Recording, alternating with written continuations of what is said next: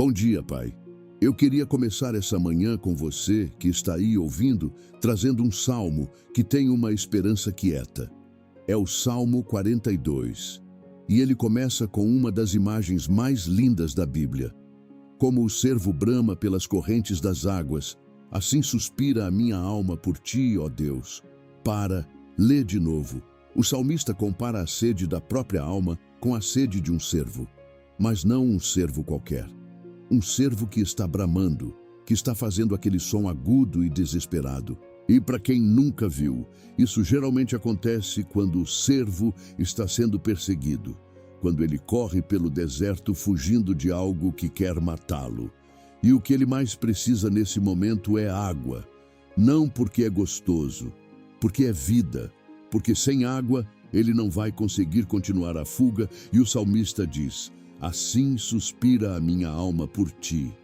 Como se ele estivesse sendo perseguido por dentro, como se ele estivesse correndo de algo, e o que vai sustentar ele não é estratégia, não é resistência, é a tua presença. E hoje, antes de eu seguir, eu queria que você que está ouvindo entendesse uma coisa. Tem gente aqui que está num momento de fuga interior, fugindo de pensamentos que não param, fugindo de memórias que doem, fugindo de uma situação que parece um predador atrás de você. E o que vai sustentar você não é resistência humana, é a tua presença.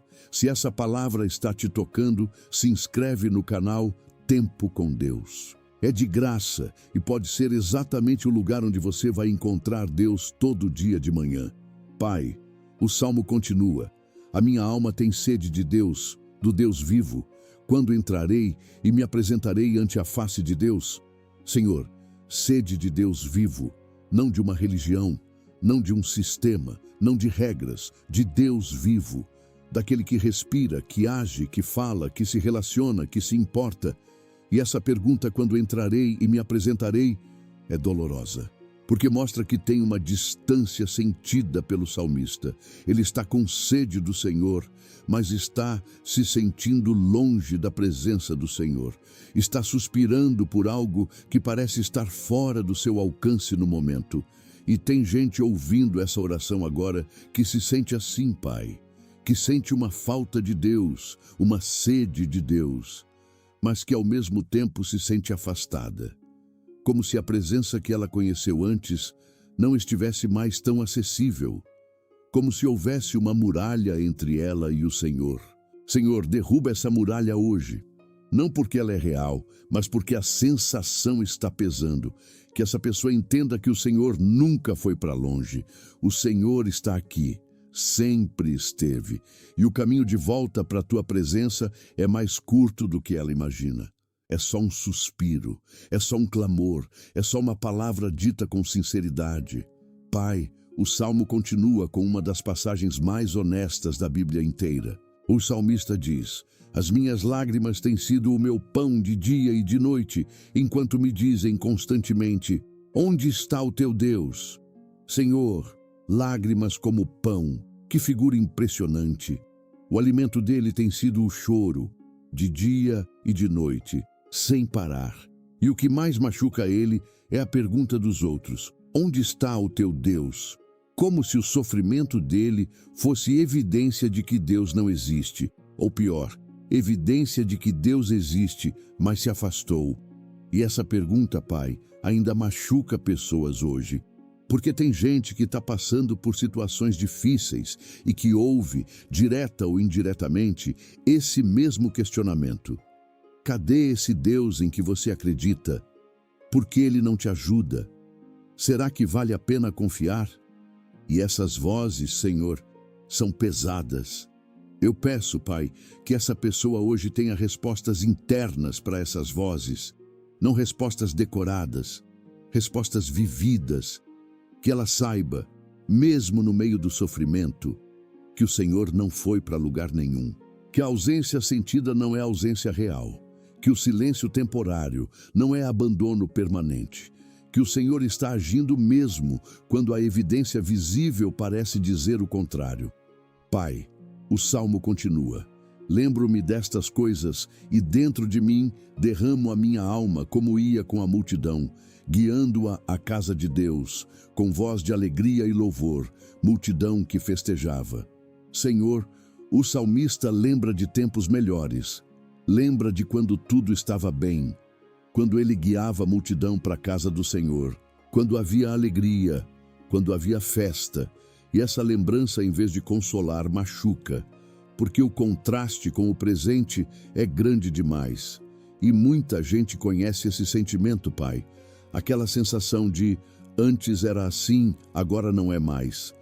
Aquela saudade de uma fase em que a fé era mais leve, em que orar era mais fácil, em que sentir Deus era natural. Pai, eu peço para essa pessoa hoje, não que essa fase volte exatamente como era, porque a vida espiritual também tem ciclos, mas que ela entenda que mesmo nessa fase atual, o Senhor está presente de outra forma, e que essa fase também vai gerar fruto, que a alegria vai voltar, mas talvez mais profunda do que era antes, porque foi temperada pelas lágrimas que viraram pão. Pai, o Salmo agora chega numa parte que é uma das mais bonitas da Bíblia. O salmista, no meio do próprio sofrimento, fala consigo mesmo. Por que estás abatida, ó minha alma, e por que te perturbas dentro de mim? Espera em Deus, pois ainda o louvarei. Ele é a salvação da minha face e o meu Deus. Senhor, ele se interroga, olha para dentro e pergunta, por que você está assim, alma? Por que essa perturbação? E ele responde a si mesmo, espera em Deus, porque ainda vou louvar, porque o Senhor é a salvação da minha face e o meu Deus. E isso, Pai, é uma das atitudes mais saudáveis que existe. Saber falar consigo mesmo na hora certa, não se afundar nos próprios sentimentos sem questionar, mas perguntar à própria alma o que está acontecendo e lembrar a alma de quem o Senhor é. Eu peço, Pai, que essa pessoa hoje aprenda a fazer isso, que ela não seja escrava dos próprios sentimentos, que ela tenha autoridade para dizer para a própria alma, por que você está assim? E para responder com fé, espera em Deus, porque ainda vai louvar, porque o Pai é a salvação, porque tudo isso vai passar e o Senhor vai continuar sendo Deus. Se você está com algum pedido específico no coração agora, escreve aqui nos comentários. Pode ser uma palavra, um nome, uma situação. Eu quero orar por você de verdade. Pai, o salmo continua. O meu Deus, dentro de mim a minha alma está abatida. Por isso, lembro-me de ti desde a terra do Jordão e dos Hermonitas, desde o Monte Mizar. Senhor, o salmista declara onde ele está geograficamente e espiritualmente. Ele está em terra de exílio, longe da casa do Senhor. Mas mesmo longe, ele se lembra de ti. E essa palavra lembrar é poderosa, Pai. Porque tem gente que se afasta do Senhor por circunstâncias e por isso esquece do Senhor. Mas o salmista está afastado por circunstâncias e por isso lembra. Faz a memória dele virar combustível. Não muleta para ficar parado, mas combustível para continuar caminhando rumo à tua presença. Pai, o salmo segue. Um abismo chama outro abismo ao ruído das tuas catadupas. Todas as tuas ondas e as tuas vagas têm passado sobre mim. Senhor, abismo chamando abismo. Que figura! É como quando uma dor traz outra dor. Quando um problema gera outro. Quando a gente acha que já tinha resolvido um capítulo e abre outro pior. Esse é o sentimento de abismo chamando abismo. E o salmista descreve as ondas e vagas passando sobre ele. Ele se sente submerso pelo que está vivendo. Mas olha o que vem em seguida, Pai.